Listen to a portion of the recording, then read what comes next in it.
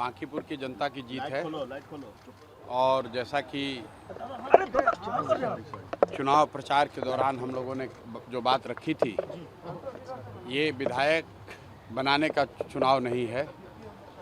ये भाजपा के केंद्रीय नेतृत्व को ये संदेश देने का एक प्रयास है बिहार की जनता के द्वारा कि बिहार में किसी अच्छे व्यक्ति को मुख्यमंत्री बनाइए।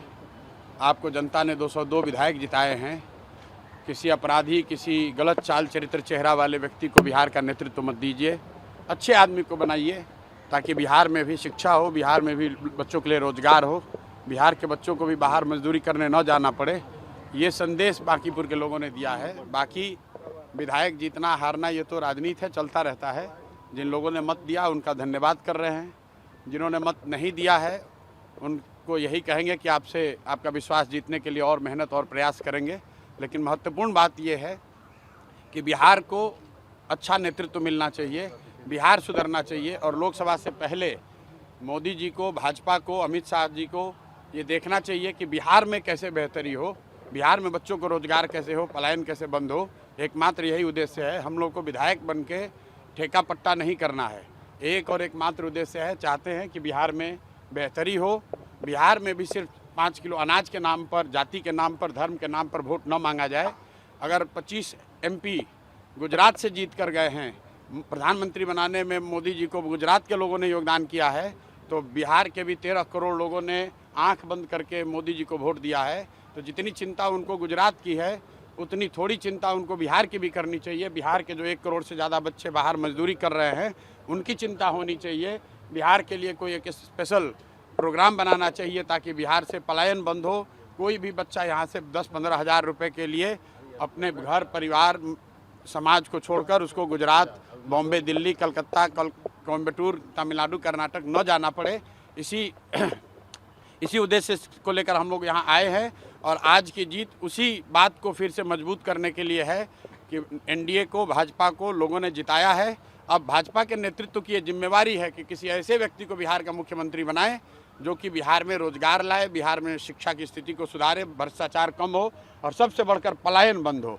ये सीधा सीधा मैसेज है। 30 बरस का जो गढ़ है वो सिर्फ 30 दिनों में ढह गया। वो सिर्फ इसलिए ढहा है कि बिहार के लोग भी चाहते हैं कि अब 4 किलो 5 किलो अनाज और जाति से ऊपर उठकर हम लोग के बच्चों के पढ़ाई, रोजगार के लिए केंद्र सरकार और राज्य सरकार काम करे। अगर वो काम नहीं करेंगे तो आगे चुनाव के परिणाम उनको ऐसे ही देखने को मिलेंगे।